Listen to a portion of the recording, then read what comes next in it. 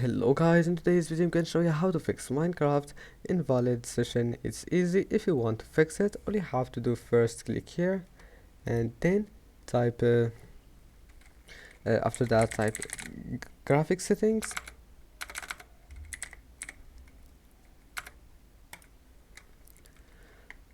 Make sure to turn on this option and then go back and go to control panel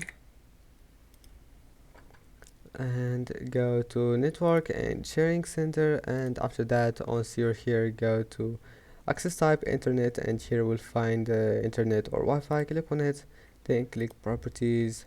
After that go to protocol internet version 4, then properties, and now just click use following the DNS server addresses and copy those numbers here and click OK, close it, restart your PC, and that's it. Your problem is fixed. Don't forget to like and see you in the next video.